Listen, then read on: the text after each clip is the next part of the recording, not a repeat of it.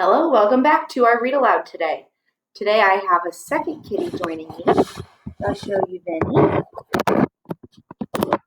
Here's Vinny. Hi, Vinny. And then Fitzy's back here eating. So, you might make an appearance while I read. All right, I hope you've all had a good day. We are back into the Twits. And remember, this is a crazy, silly, fun book. And each of the little parts we were reading today, it's not quite a chapter, but we have about 4 of those short little stories today. So first, I will ask you to try to remember what happened last time we read. I'll give you a few seconds to think.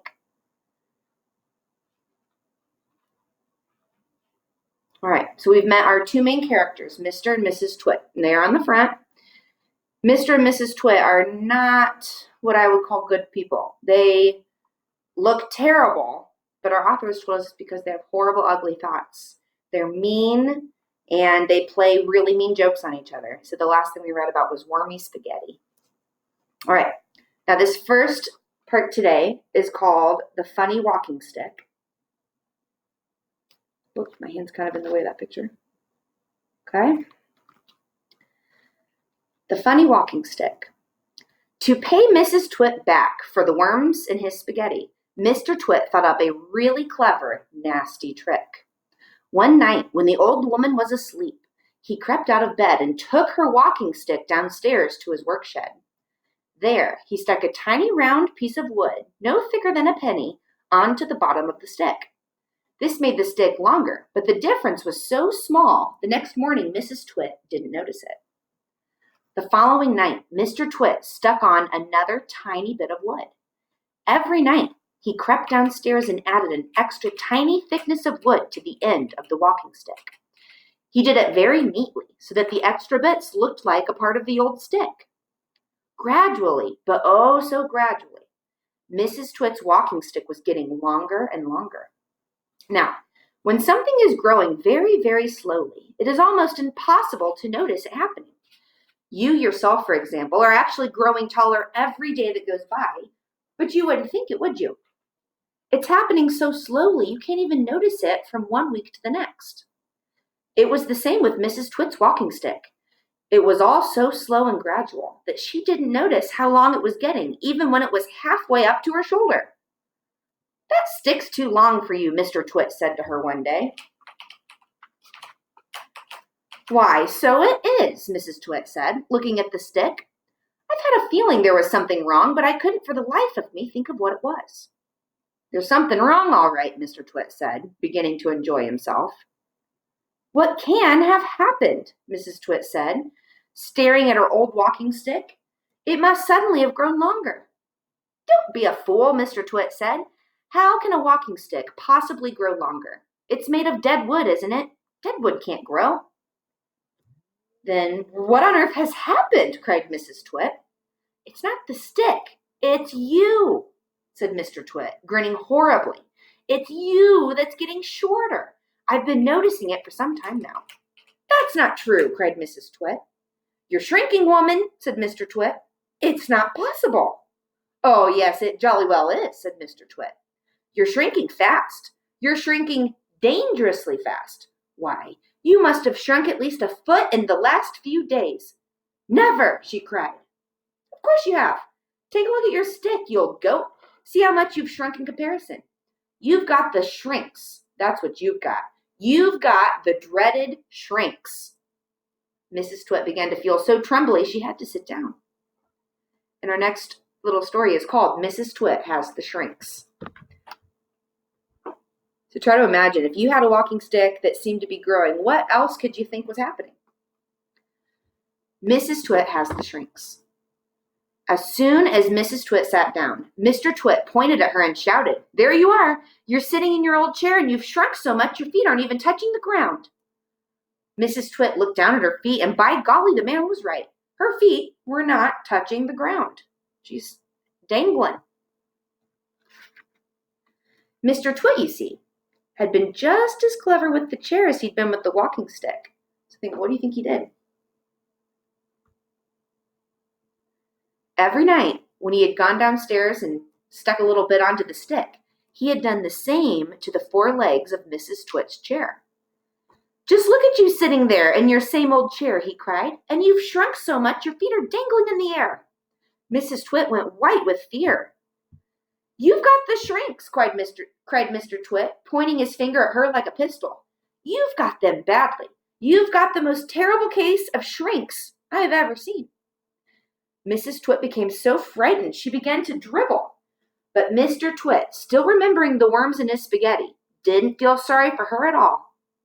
"I suppose you know what happens to you when you get the shrinks," he said. "What?" gasped Mrs. Twit. "What happens?" "Your head shrinks into your neck, and your neck shrinks into your body, and your body shrinks into your legs, and your legs shrink into your feet, and in the end there's nothing left except a pair of shoes and a bundle of old clothes." "Well, I can't bear it," cried Mrs. Twit. "It's a terrible disease," said Mr. Twit. "The worst in the world." "How long have I got?" cried Mrs. Twit. "How long before I finish up as a bundle of old clothes and a pair of shoes?" Mr. Twit put on a very solemn face. What do you think solemn means? Let me read the sentence and you can try to decide for yourself based on context clues. Mr. Twit put on a very solemn face. "At the rate you're going," he said, shaking his head sadly, "I'd say not more than 10 or 11 days. So, solemn, what do we think solemn might mean? It seems serious. Is he being more serious with her? So solemn means you are not joking, you're being serious. "But isn't there anything we can do?" cried Mrs. Twit. "There's only one cure for the shrinks," said Mr. Twit. "Tell me," she cried. "Oh, tell me quickly." "We'll have to hurry." The cat distracted me. "We'll have to hurry," said Mr. Twit. "I'm ready. I'll hurry. I'll do anything you say," cried Mrs. Twit. "You won't last long if you don't," said Mr. Twit, giving her another grisly grin. "What is it I must do?" cried Mrs. Twit, clutching her cheeks. "You've got to be stretched," said Mr. Twit.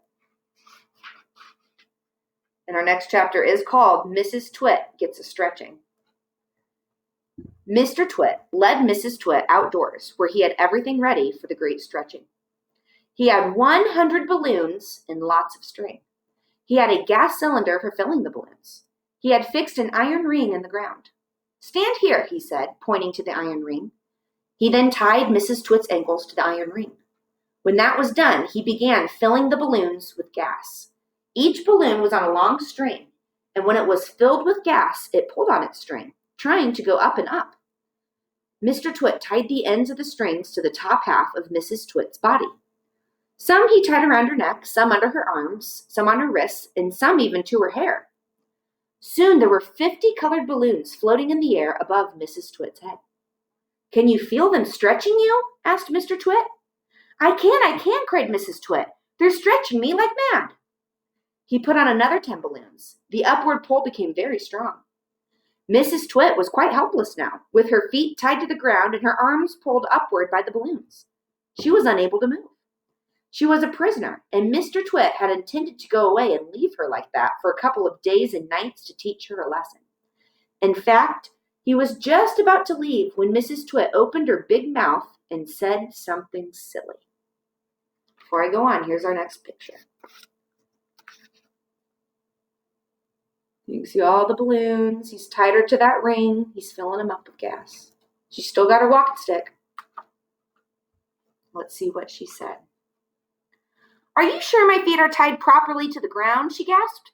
"If the strings around my ankles break, it'll be goodbye for me." And that's what gave Mr. Twit his second nasty idea. All right, I want you to make a prediction. We have one more short story to read. What do you think Mr. Twit will do next? How did she help him get an idea? All right, well, the next title kind of gives it away. Mrs. Twit Goes Ballooning Up. "There's enough pull here to take me to the moon," Mrs. Twit cried out. "To take you to the moon?" exclaimed Mr. Twit. "What a ghastly thought. You wouldn't want anything like that to happen. Oh, dear me, no." "We most certainly wouldn't," cried Mrs. Twit. "Put some more string around my ankles quickly. I want to feel absolutely safe." "Very well, my angel," said Mr. Twit. And with a ghoulish grin on his lips, he knelt down at her feet.